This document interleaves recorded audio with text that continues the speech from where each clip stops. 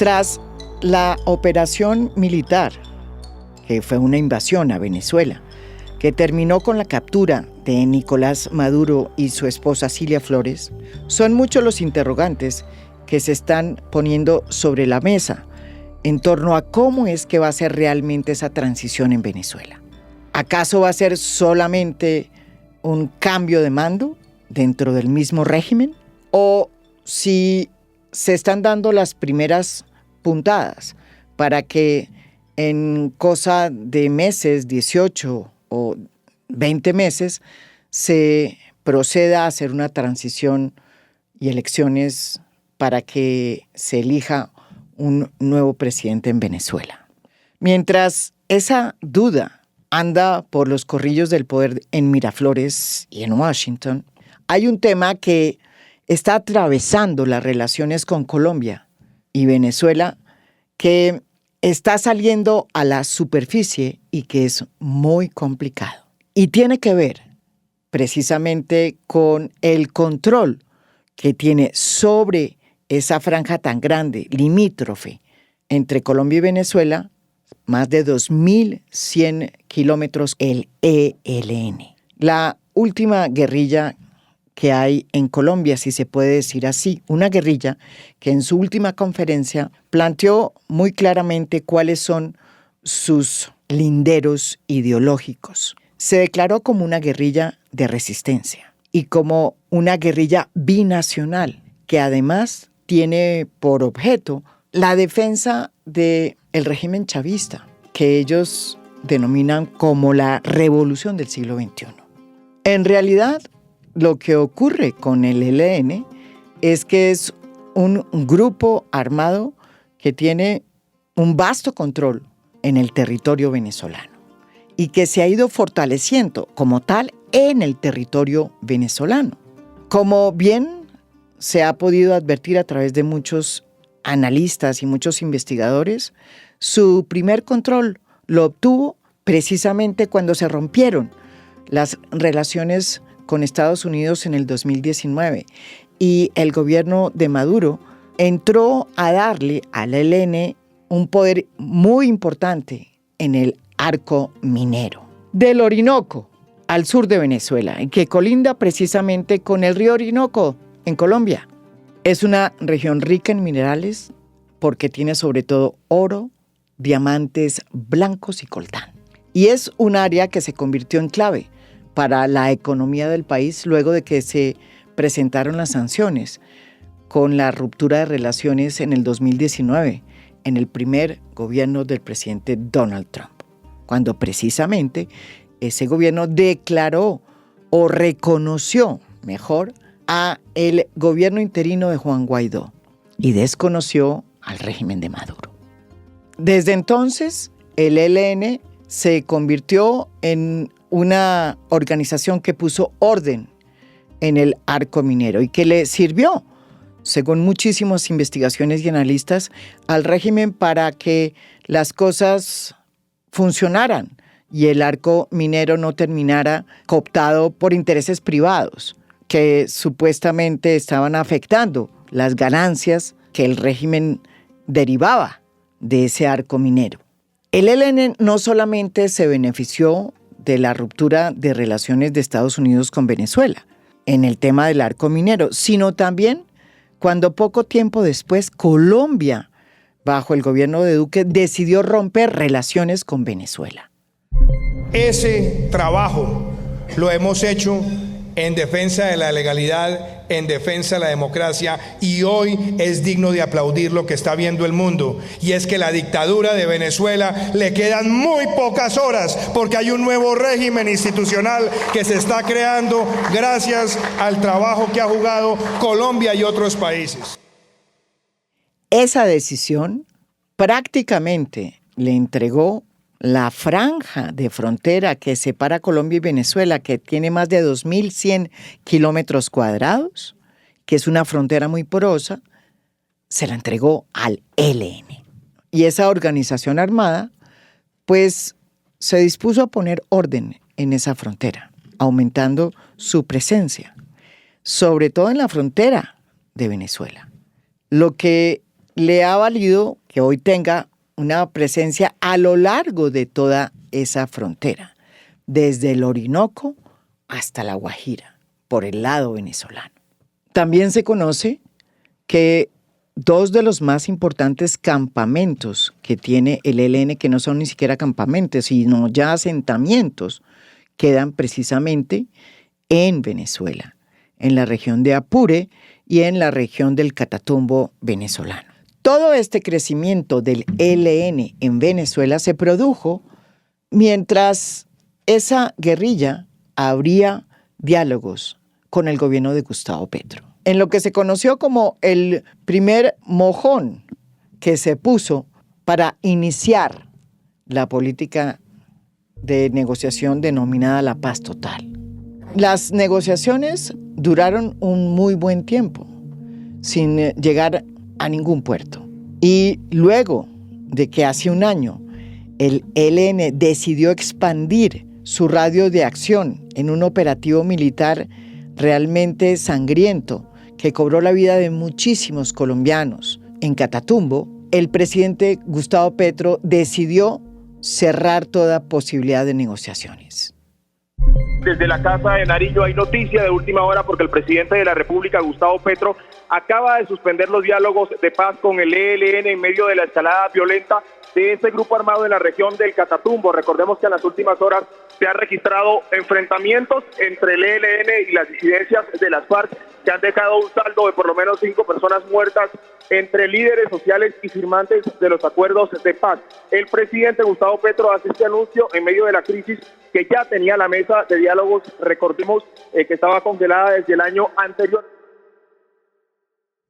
Y desde entonces, Gustavo Petro cambió el tono y le planteó a Venezuela un plan para fortalecer la seguridad en la zona fronteriza. Y de hecho, los dos ministros de defensa de ese entonces, que eran en Colombia Iván Velázquez y el actual ministro de Defensa, Vladimir Padrino, se reunieron para acordar esta estrategia y fortalecer con presencia de tropa de uno y otro país esta zona fronteriza con el objeto de enfrentar a los grupos armados ilegales. Un cambio de tercios, sin duda, muy distinto al que Gustavo Petro venía trayendo en los primeros años de su gobierno, cuando se sentó a hablar con el ELN pensando que iba a ser rápido. Es más, él había dicho cuando era candidato que en cosa de 3 meses iba a ser la paz con el ELN.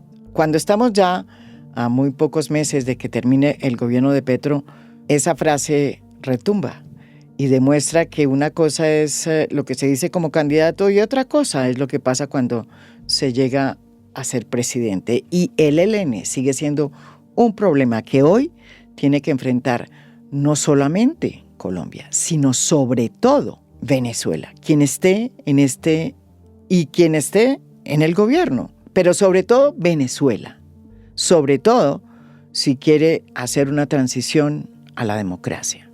Y es seguramente uno de los grandes temas que Delcy Rodríguez va a tener que tocar con Donald Trump, si no es que no lo tocó ya con el director de la CIA. Y lo mismo le va a pasar a Gustavo Petro. Sin duda ese tema del ELN pues va a ser parte de esta visita que se tiene prevista del presidente colombiano a la Casa Blanca. Lo que es cierto es que desde que hubo la llamada entre Donald Trump y Gustavo Petro, en el que los ánimos se ajustaron a un tono más lógico, la posición del presidente Gustavo Petro frente al ELN se ha endurecido. El presidente Petro recordó que el ELN ya había tenido oportunidades de negociación formal con el gobierno, pero que las acciones violentas de esa guerrilla destruyeron esos procesos y causaron daño a las comunidades. Afirmó que ninguna negociación puede avanzar mientras que el ELN no abandone las economías ilegales. Precisamente fue enfático en decir que en caso de que no abandone la presencia en territorio venezolano y no se comprometan a participar en un proceso de paz serio, podrían empezar a adelantar acciones militares conjuntas con Venezuela para hacer frente a este grupo guerrillero. Está con nosotros Elizabeth Dickinson, analista senior de Crisis Group.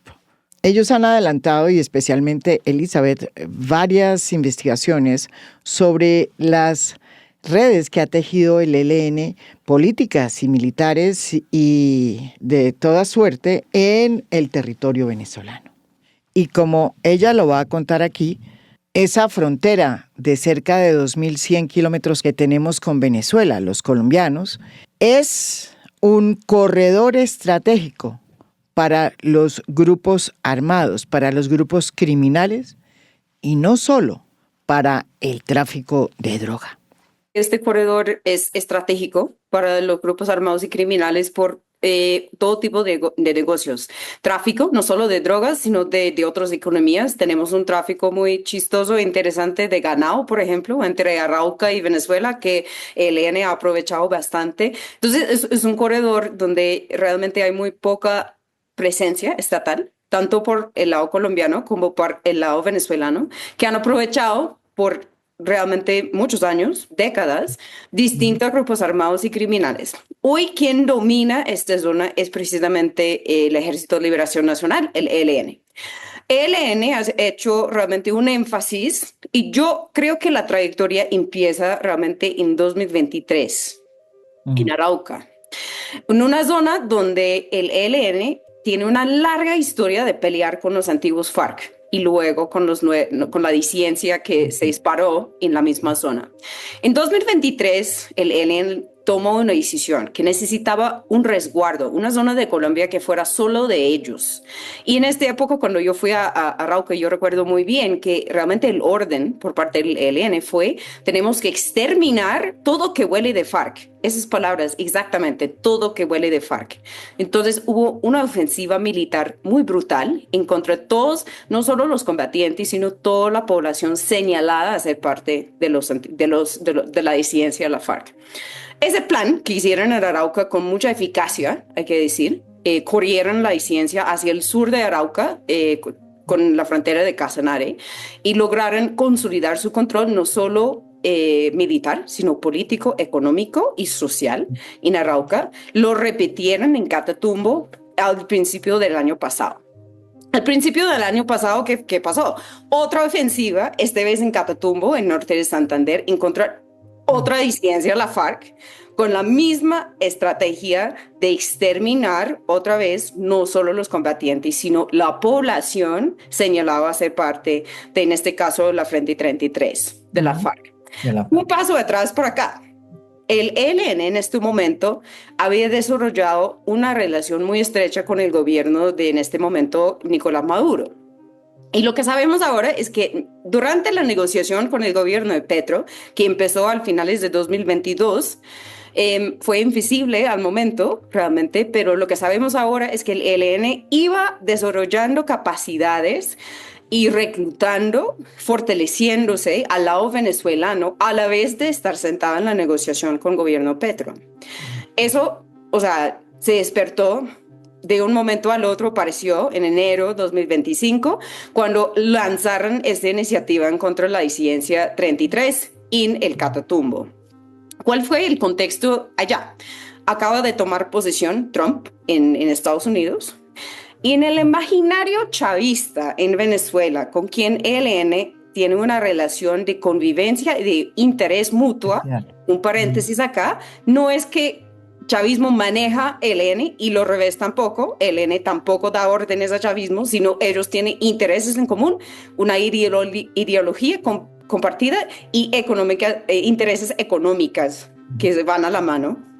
En el imaginario chavista, digamos, cualquier invasión por parte de Estados Unidos siempre iba a pasar por Colombia, por la frontera. Entonces tomaron la decisión a mandar direcciones o una luz verde, una carta blanca a ELN, consolidar la frontera.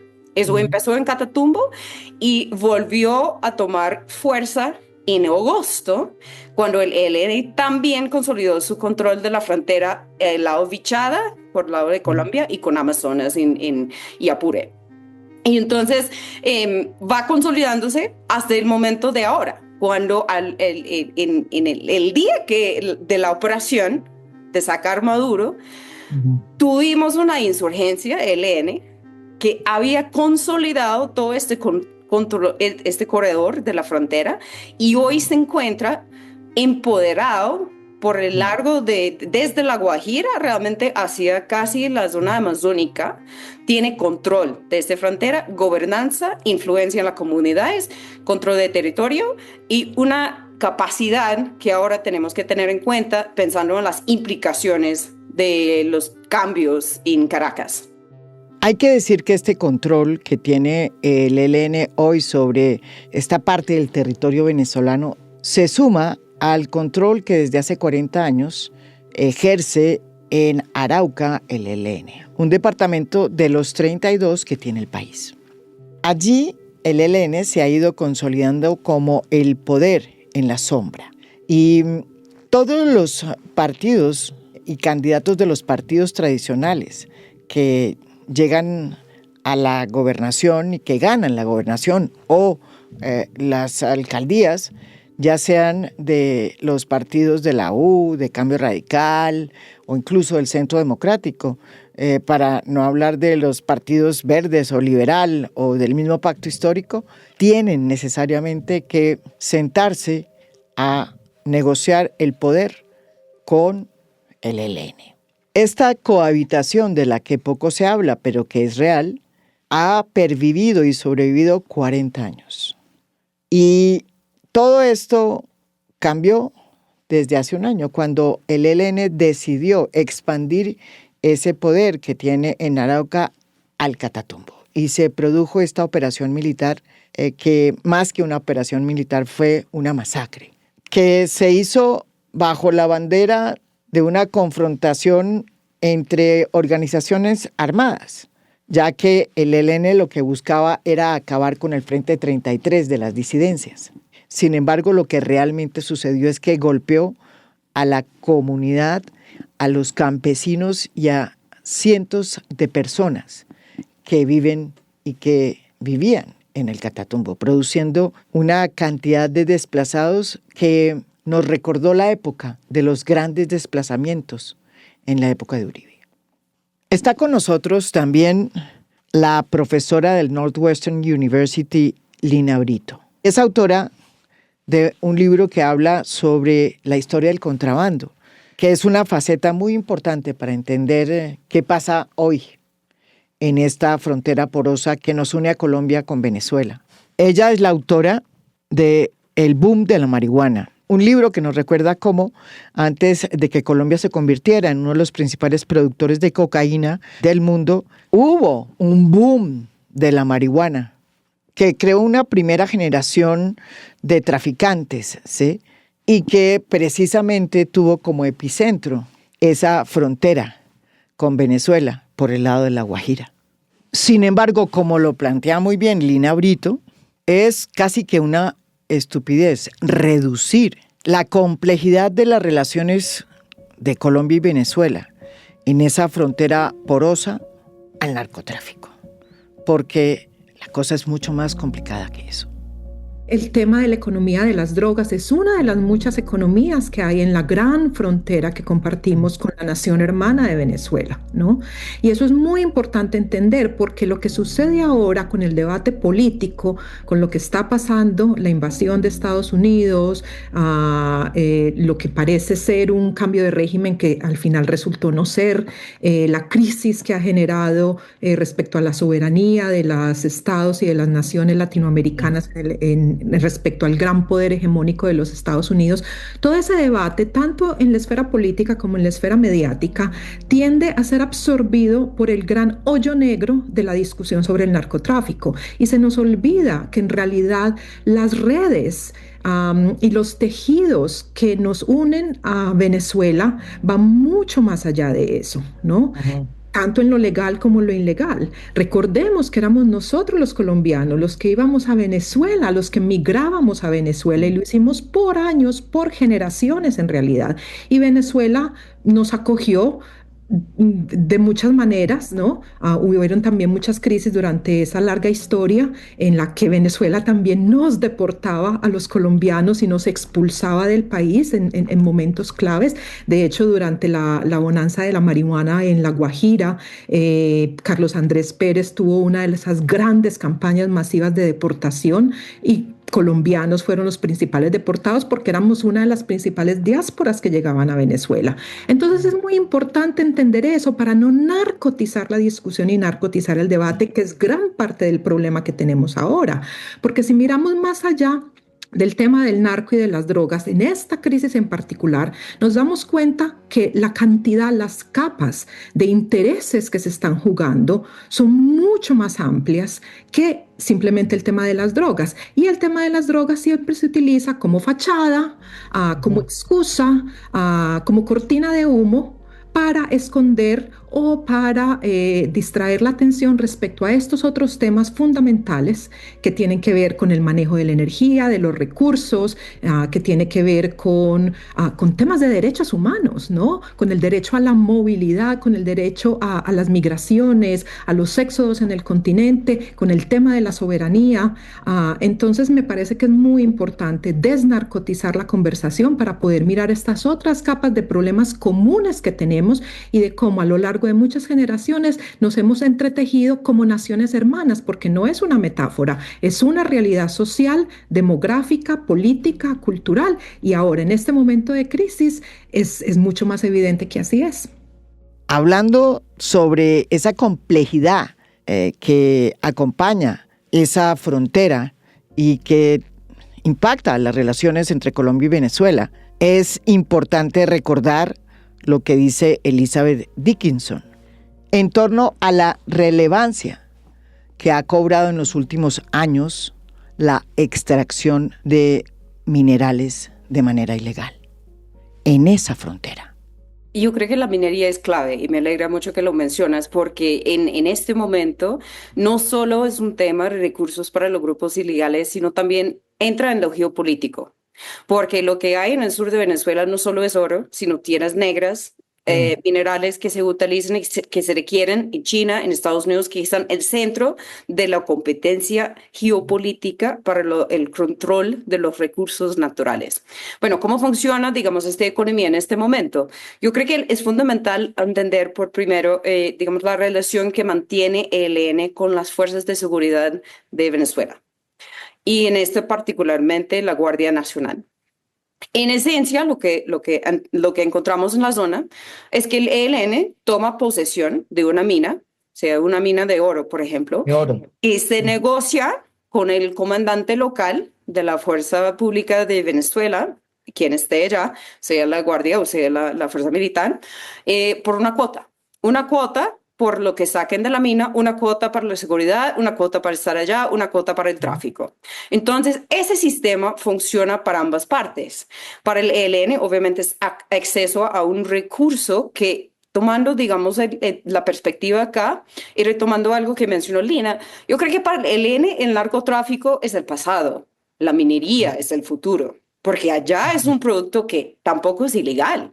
El oro, apenas que se saca de la tierra, es facilísimo entrar en la cadena legal y lavarla y venderlo a nivel internacional. Y lo mismo pasa con las tierras raras. Entonces, el ELN saca el producto, paga la cuota y funciona el negocio. Sabemos que hay una competencia de muchos diferentes grupos en este momento. Está en el ELN y ellos tienen consolidado una parte del arco minero. Está la Segunda Marquetalia y sobre todo una figura que se llama John 40. John 40 lo podemos describir más que todo realmente como un warlord. Un hombre de guerra que tiene, y entramos en la parte interesante, porque John 40 ha logrado no solo controlar minas, sino entender que para fortalecer su permanencia y legalizar su plata, tiene que comprar tierras. Entonces, es el titular de tierras, tiene cosas en su nombre, está muy activo en la economía legal, hasta el punto de que el control en la zona está mucho más consolidado. Está la Segunda Marquetalia, el ELN, están los colectivos, están los servicios de inteligencia de Venezuela. Todos tienen sus intereses y hay una gran competencia. Kevin, para que nos entiendan de lo que estamos hablando, Hoy en Venezuela están, primero, las disidencias de las FARC, que son reconocidas como la Segunda Marquetalia, dirigidas por Iván Márquez. Como ustedes bien recuerdan, esa es una guerrilla que decide crear Iván Márquez junto con un reducto muy grande de personas que en su mayoría firmaron la paz, pero que decidieron volver a la guerra. El presidente de entonces, Nicolás Maduro, los recibió con los brazos abiertos y les dijo: vengan, porque ustedes son hombres de paz. Hasta hace poco también hubo un frente que pertenecía a las disidencias de Mordisco, que antes eran de Gentil Duarte.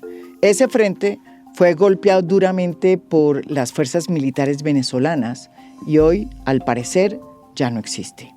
Y por último está el ELN, que, como ya hemos dicho, es un jugador clave de la estabilidad, entre comillas, que hasta ahora había tenido el régimen de Maduro.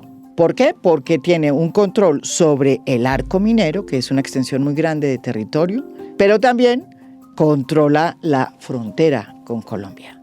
Una frontera muy porosa que, como ya hemos dicho varias veces, pues es de más de 2.200 kilómetros. A este escenario se le suman los colectivos, que son estos grupos de civiles que han sido armados por el régimen de Maduro y que son la base de la defensa de lo que ellos llaman la revolución del siglo XXI. Esos grupos, aparentemente, según las informaciones, tienen armas y de gran calibre. Y a este escenario se le suman pues, los organismos de inteligencia como el SEBIN y, desde luego, la Guardia Nacional y el Ejército venezolano.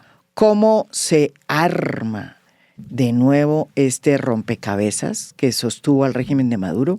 ¿Se va a armar o no? ¿Y en qué condiciones se van a cambiar los actores, si es que se van a cambiar?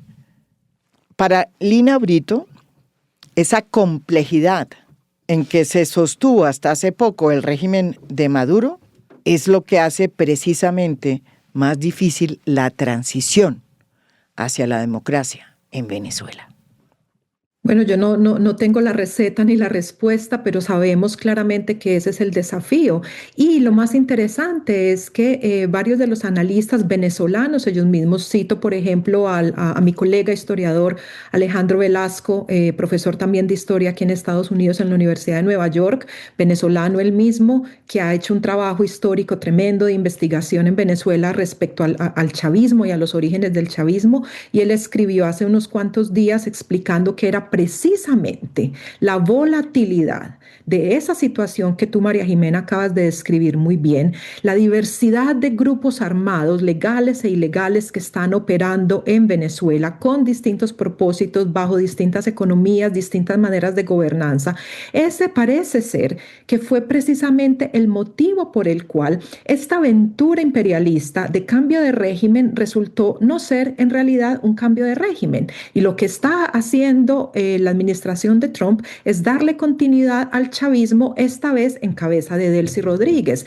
Al parecer, y esta es la teoría por todas las distintas evidencias que tenemos de cómo sucedió la operación y de qué pasó después, Delcy Rodríguez, su hermano Jorge, que es el presidente de la Asamblea Nacional, Diosdado Cabello, ministro del Interior, Vladimir Padrino, el ministro de la Defensa, lograron negociar para traicionar a Maduro, precisamente vendiéndole a Trump y a Marco Rubio, su asesor en seguridad nacional, secretario de Estado y el líder de toda esta operación, la idea de que solo con ellos y solo bajo ellos, bajo su autoridad, se iba a poder controlar esta diversidad de grupos violentos y armados que operan en el país. Entonces ahí es donde está lo interesante, que es precisamente esto lo que permitió que el chavismo siguiera en el poder. Y ahora es el gran desafío que este nuevo chavismo va a tener, porque van a tener que encontrar el balance y la armonía entre no exacerbar las tensiones y las disputas con Estados Unidos para evitar una invasión o una escalada del conflicto, mientras mantienen también el balance y la armonía de todos estos grupos que están operando en su territorio en distintas regiones y con intereses diferentes. Pero lo interesante es ver que fue justamente eso, al parecer, lo que les permitió a ellos permanecer en el poder y evitar que la oposición fuera impuesta sobre Venezuela a través de la administración Trump. Hace 15 años en Venezuela, el presidente Chávez, después de haberle dado abrigo a las FARC, se dio cuenta que si no hacía todo el esfuerzo para lograr que prosperara un acuerdo de paz en Colombia con las FARC, él iba a tener por siempre a las FARC en su territorio. Y por eso se convirtió en el principal impulsor del acuerdo de paz con las FARC. Desde su lecho de muerte, recordamos todos, fue clave para sortear todas las crisis que se presentaron y que finalmente terminaron en la firma del acuerdo de paz. Gracias a el papel que representó en ese momento el presidente Chávez, porque tenía una gran autoridad sobre los máximos líderes de las FARC en ese momento. Hoy, 15 años después, luego de la captura de Maduro y de Cilia Flores, la presidenta interina Delcy Rodríguez se enfrenta a un desafío similar, aunque distinto, como bien lo anota aquí Elizabeth Dickinson, porque esta vez ya no son las FARC se desmovilizaron, esta vez su desafío se llama el ELN, pero como bien lo dice Elizabeth Dickinson, en esta ocasión la situación es muy distinta a lo que sucedía con las FARC en el momento preciso en que el entonces presidente Chávez decidió subirse al bus del proceso de paz en Colombia con esa guerrilla. Pues me encanta la pregunta y el contexto, porque yo creo que hay algo muy distinto en el caso ELN frente a lo de las FARC. Y la diferencia principal, que va a ser como el centro de gravedad de tensiones en este debate de qué hacer, es que en cambio los antiguos FARC, el ELN hoy hace parte del sistema que sostiene el régimen chavista en la siguiente manera. Lo polémico llamado cartel de los soles. Eso realmente describe un sistema de pasar rentas por el largo de la jerarquía de la fuerza militar y entre los oficiales por medio de rentas, por una parte sacados de minería, de las relaciones con grupos tales como el ELN, por el tráfico. La plata es el pegante del régimen. Y sin eso, la estabilidad de la misma Fuerza Armada en Venezuela puede estar en cuestión. Porque si logran, por ejemplo, enfrentar la presencia del ELN en Venezuela, algo que yo veo muy poco factible por las zonas alejadas donde están, por el arraigo que han construido en las comunidades, por el nivel de reclutamiento que han hecho, pero imaginemos que lo logran, pues deja de fluir la plata que es la coherencia en este sistema tan frágil que mantiene el régimen en Caracas. Entonces, en el corto plazo, yo veo totalmente imposible que Venezuela tome la mano en contra del ELN y otros grupos tales como la Segunda Marquetalia. Un ejemplo, porque me gusta poner las cosas en concreto, es una cosa que se llama la regla de 3, invichada. Invichada, el tráfico entre Venezuela hacia Colombia y lo revés. De Venezuela a Colombia es más que todo tierras negras. De Colombia a veces es petróleo, a veces es otra cosa, contrabando. Volcán. Exactamente. La regla de 3 significa lo siguiente. Cualquier cosa que pasa, hay que pagar 3 cuotas. 1 al ELN, segundo a la Segunda Marquetalia y el tercero al oficial del ejército venezolano o la Guardia Nacional que esté. Esa es la regla de 3 y todos los traficantes tienen que cumplir o el cargamento no fluye.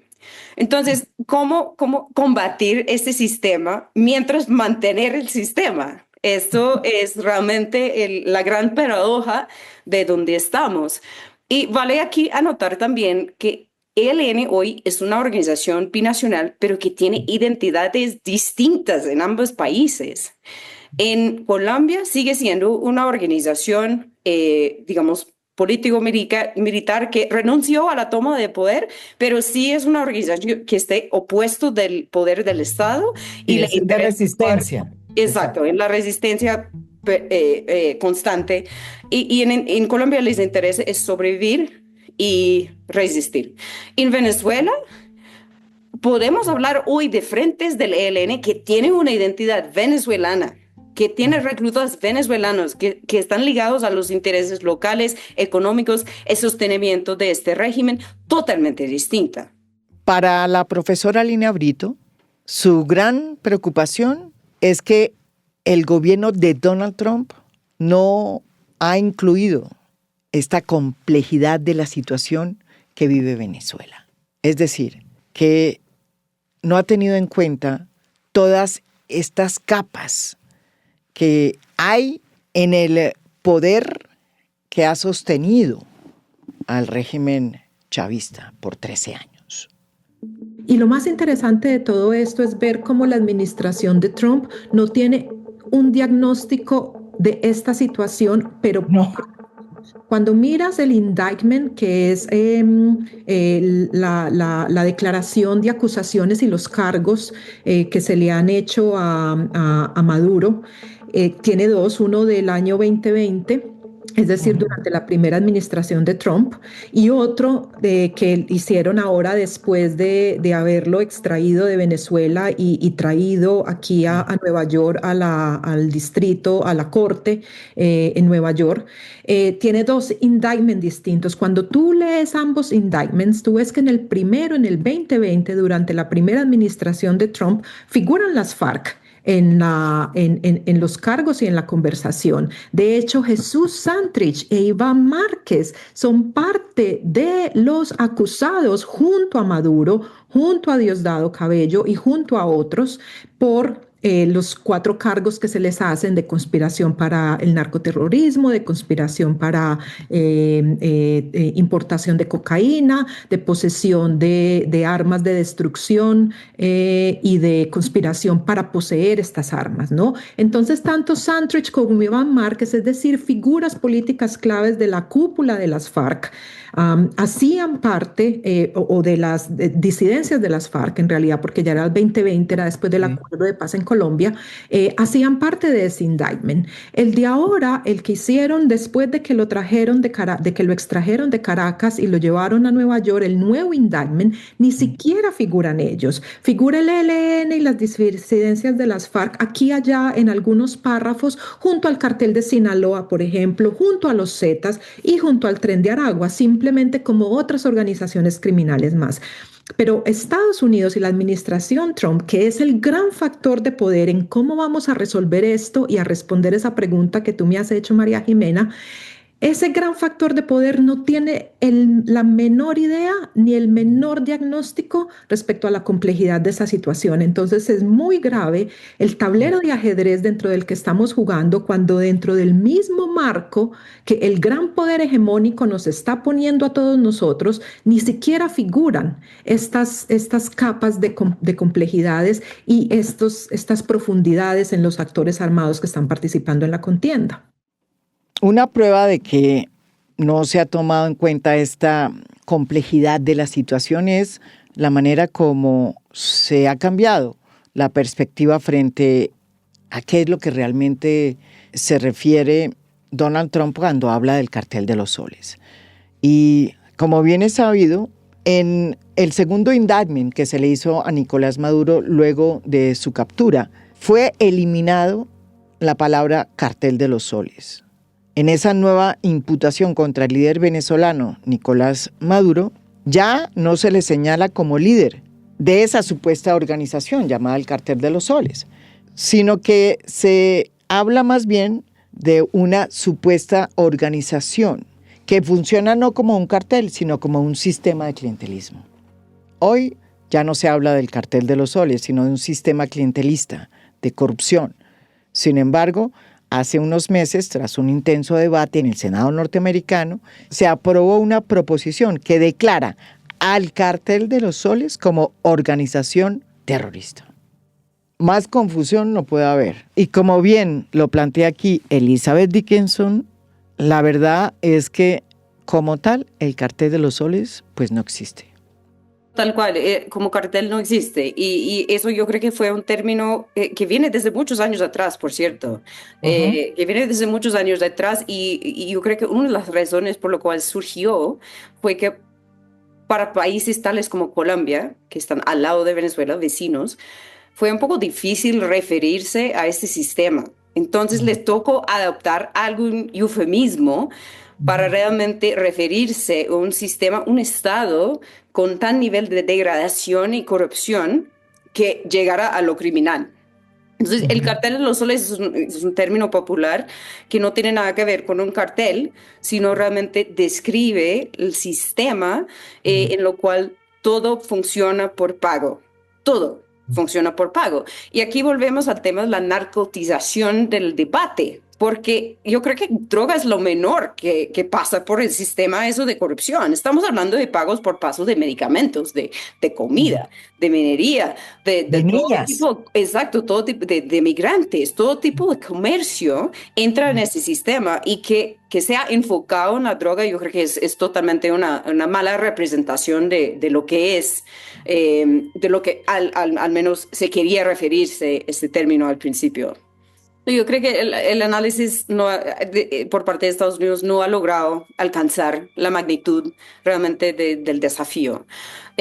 Mira, algunos puntos. Yo creo que primero es muy claro que el ELN ha tomado la decisión no negociar con este gobierno. La negociación con Gustavo Petro ya se murió. Y eso es una decisión de la organización. A pesar, por cierto, a pesar de los intentos por parte del gobierno de Petro, incluyendo en los últimos meses, de acercarse y sugerir que haya una reapertura. Pero a la vez, yo creo que el ELN es una organización que siempre va a dejar la puerta abierta para una negociación. ¿Y eso por qué? ELN es una organización federal. Muy en cambio, en los antiguos FARC no hay una jerarquía para la tomada de la mayoría de las decisiones. Está el centro del ELN, el COSE, el Comando Central, en esencia, que toma las decisiones, pero hay mucha autonomía en los frentes regionales, sobre todo autonomía en lo económico. Entonces, ¿por qué quieren una negociación siempre? Yo creo que hace parte del DNE de ELN negociar. No pueden sobrevivir sin negociar, porque para ellos la negociación misma es otra forma de resistencia y es fundamental para la coherencia de la organización, porque sin esta negociación no hay decisiones centrales que logran alcanzar todo lo largo de los frentes de sus distintos intereses en una sola conversación. Entonces, yo anticipo que con un próximo gobierno, sea quien sea, el ELN va a manifestar su interés de dialogar. Lo último, y yo creo que este punto es muy importante, en el gobierno de Petro, la parte del ELN que se negociaba fue el parte en Colombia. Nunca se habló de la parte en Venezuela. La parte de Venezuela no tenía representación en la mesa, no entraba en la conversación. Pero te doy un tip, Elizabeth. Una de las cosas que sucedió al inicio, que sorprendió a muchas personas cuando no se sabía, digamos, la cantidad del ELN que estaba en Venezuela, es que ellos pidieron que la oficina de contacto, óigame esto, en una negociación que se estaba haciendo con el gobierno colombiano, no fuera en territorio colombiano, sino en Caracas. Yo creo que es importante recalcar eso que estás diciendo, que la administración Trump se avienta y se atreve a una aventura imperialista de esta magnitud, ¿no? En la que reencauchan básicamente cosas que ya han hecho en el pasado, errores cometidos en el pasado, y lo vuelven a hacer una vez más. Y lo hacen desde la ceguera y desde la ignorancia profunda, ¿no? Que es algo que es una característica en realidad de esta administración, ¿no? Trump mismo y su tipo de liderazgo visto que es un liderazgo muy errático y cada vez se va volviendo más errático. Es un liderazgo al que le falta profundidad. Y no es porque le falte gente inteligente y capaz dentro de su administración, porque hay una gente con una gran capacidad intelectual, política, etcétera, pero es simplemente porque le falta coherencia a la administración misma y porque el tipo de intereses que manejan son unos intereses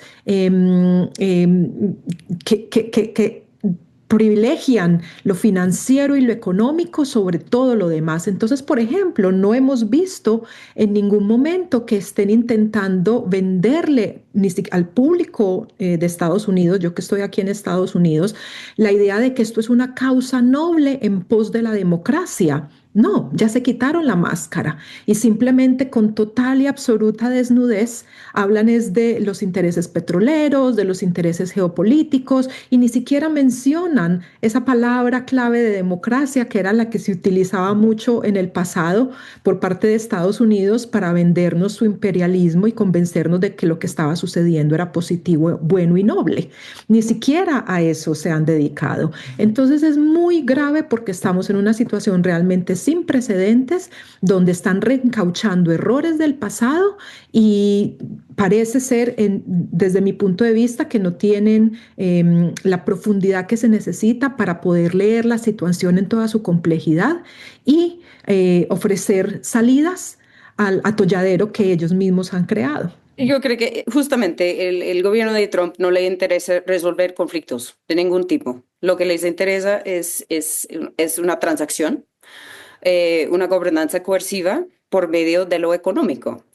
Y en este sentido, yo quisiera terminar resaltando de que hasta no han entrado en el conflicto fundamental de Venezuela, que es el conflicto entre un gobierno que persiste y niega haber una transición y la oposición que ha intentado con todas las formas posibles de cambiar y llegar a una elección transparente hacia un cambio.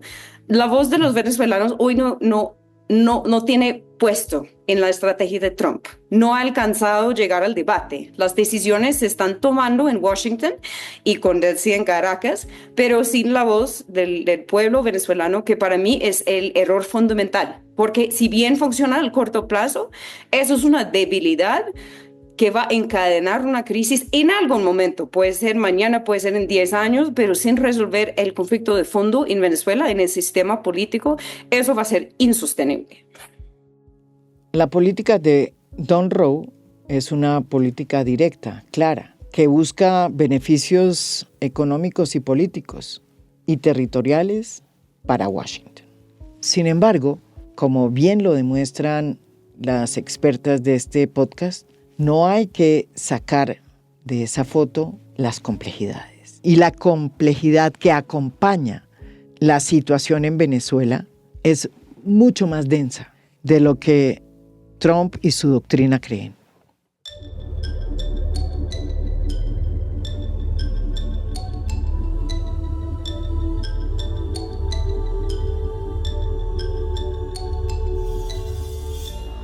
A Fondo es un podcast producido por Mafialand.